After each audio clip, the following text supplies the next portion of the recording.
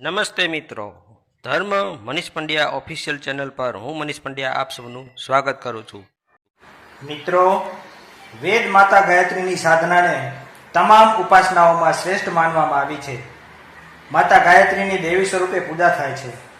માતા ગાયત્રીથી જ તમામ વેદોની ઉત્પત્તિ થઈ હોવાનું કહેવાયું છે. તેથી જ ગાયત્રી માતાને વેદ માતા પણ કહેવાય છે. બ્રહ્માજીએ તપ કર્યું અને એ તપ વડે ગાયત્રી અને સરસ્વતી પ્રગટ્યા. આ બંને બ્રહ્માજીની પત્નીઓ માનવામાં આવે છે. દેવી ભાગવતમાં માતા ગાયત્રીની 3 શક્તિઓને બ્રાહ્મી, વૈષ્ણવી અને સાંભવી સ્વરૂપે દર્શાવાઈ છે. સવારના સમયે માતા બ્રાહ્મી એટલે કે બ્રાહ્મણી કુમારી સ્વરૂપે હોય છે. તે સ્વરૂપમાં માનું વાહન હંસનું હોય છે. માતા 5 મુખ તેમજ 2 હાથ ધરાવતા હોય છે. ત્યાર પછી બપોરના સમયે માતા વૈષ્ણવી યુવતી સ્વરૂપે હોય છે. આ સ્વરૂપમાં માનું વાહન ગરુડ હોવાથી માતા 1 મુખ અને 4 હાથો ધરાવી ગરુડારૂઢ એટલે કે ગરુડ પર બેઠા હોય છે. અને છેલ્લે દિવસના અંતે સંધ્યાકાળે માતા રુદ્રાણી પ્રૌઢા સ્વરૂપમાં હોય છે.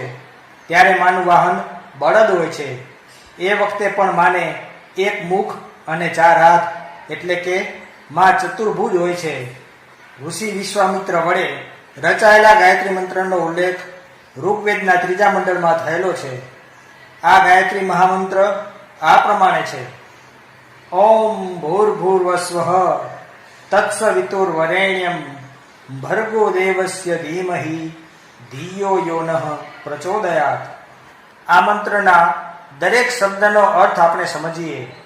ઓમ એટલે સર્વરક્ષક પરમાત્મા, ભૂ એટલે પ્રાણોથી પ્યારા, ભુવઃ એટલે દુઃખ વિનાશક, સ્વઃ એટલે સુખ સ્વરૂપ છે, તત એટલે એવા, સવિતુ એટલે ઉત્પાદક કે પ્રકાશક કે પ્રેરક, વરેણ્યમ એટલે વરવાયોગ્ય, ભર્ગો એટલે શુદ્ધ વિજ્ઞાન સ્વરૂપના, દેવસ્ય એટલે દેવનું, ધીમહિ એટલે આપણે ધ્યાન કરીએ, ધિયો એટલે બુદ્ધિઓને, યો નઃ એટલે જે અમારી, પ્રચોદયાત એટલે શુભ કાર્યોમાં પ્રેરિત કરે.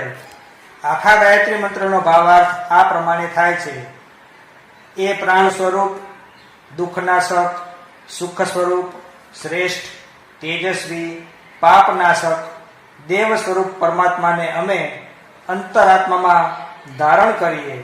એ પરમાત્મા અમારી બુદ્ધિને સન્માર્ગમાં પ્રેરિત કરે. મિત્રો, ગાયત્રી મંત્રમાં 4 વેદોનું જ્ઞાન સમાયેલું છે. વેદનો મૂળ અર્થ થાય છે જ્ઞાન. ગાયત્રી મંત્રમાંથી જ બધા જ વેદોની ઉત્પત્તિ થઈ છે. ગાયત્રી માતાને ભારતીય સંસ્કૃતિની જનની પણ કહેવામાં આવે છે. ગાયત્રી મંત્રના ઉચ્ચારણ માત્રથી દિવ્ય અને સૂક્ષ્મ તરંગો ઉત્પન્ન થાય છે. હવે સાંભળો ગાયત્રી મંત્રનો જાપ કરવાથી થતા ફાયદા. ગાયત્રી મંત્રનો જાપ કરવાથી માનવીને અનેક પ્રકારના લાભ પ્રાપ્ત થાય છે. ગાયત્રી મંત્રનો જાપ કરવાથી માણસ રોગમાંથી મુક્તિ મેળવે છે. માણસને ઘરમાં સુખ અને સમૃદ્ધિ પ્રાપ્ત થાય છે. ઘરમાં સકારાત્મક ઉર્જા પ્રવેશે છે. વ્યક્તિ માનસિક શાંતિ મેળવી શકે છે. તેના ચહેરાનું તેજ વધે છે. વ્યક્તિ હંમેશા આનંદિત રહે છે.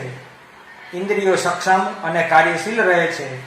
ગુસ્સો, માનસિક તાણ, ચિંતા, આદિ, વ્યાધિ, ઉપાધિ વગેરે દૂર થાય છે.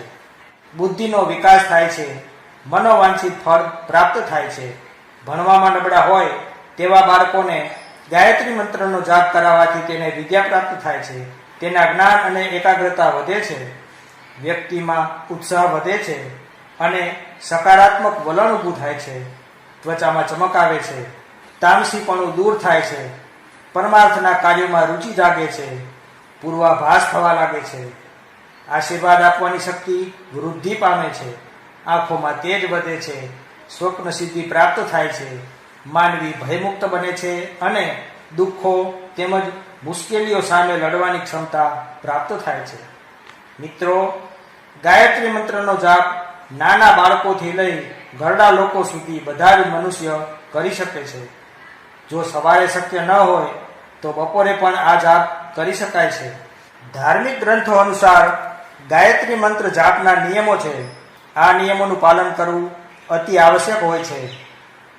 મંત્ર જાપ સ્પષ્ટ ઉચ્ચારણ સાથે જ કરવો જોઈએ. સૂર્યોદય થાય એના થોડા સમય પહેલા જ મંત્ર જાપ શરૂ કરી દેવા જોઈએ. પીળા અને રેશમી વસ્ત્રો જાપ કરતા સમયે પહેરવા જોઈએ. ઓછામાં ઓછા 108 વખત મંત્ર જાપ કરવો જ જોઈએ. મંત્ર જાપ કરવા માટે રુદ્રાક્ષની માળાનો ઉપયોગ કરવો સારો રહે છે. મંત્ર જાપ હંમેશા મૌન રહીને જ કરવો જોઈએ. જીવનમાં સાંસારિક સુખો મેળવવા ચંદનની માળાથી જાપ કરવા જોઈએ. મંત્ર જાપ શરૂ કરતા પહેલા ગુરુ વંદના જરૂર કરવી જોઈએ. મંત્ર જાપ કરનાર સાધકે પૂર્વ દિશા તરફ મુખ રાખી સવિતાનું ધ્યાન કરી ગાયત્રી મંત્રના જાપ કરવા જોઈએ. મિત્રો, જો વિધિવત ગાયત્રી ઉપાસના કરવામાં આવે તો અવશ્ય માતાજીની કૃપા પ્રાપ્ત થાય છે. મિત્રો, શું આપ જાણો છો કે ગાયત્રી મંત્રને સાવિત્રી મંત્ર પણ કહેવામાં આવે છે?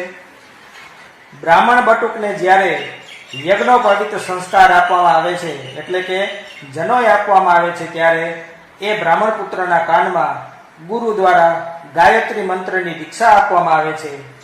આ રિવાજ છે. ધર્મગ્રંથમાં જણાવાયું છે કે છંદોમાં હું ગાયત્રી છું. આ ગૂઢ મંત્રની ઉપાસના ખરેખર તો ભગવાન સૂર્યદેવની ઉપાસના માટે જ થઈ છે. પૂર્વ દિશામાં રોજ સવારે ઉદય પામતા સૂર્યને અર્ધ્ય આપી ગાયત્રી મંત્રનું ભાવથી સ્પષ્ટ ઉચ્ચારણ કરનારના સર્વ કષ્ટો અને રોગો દૂર થાય છે. મિત્રો, ગાયત્રી મંત્રનો મહિમા અનંત અને અવર્ણનીય છે. ગાયત્રી મંત્રના અક્ષરો એ માત્ર અક્ષરો જ નથી, પણ દેવી દેવતાઓના સ્મરણ બીજ છે. ગાયત્રી મંત્રની ઉપાસના કરનારના તમામ પાપો નાશ પામે છે અને આધ્યાત્મિક સુખોથી માંડીને ભૌતિક સુખો પ્રાપ્ત થાય છે.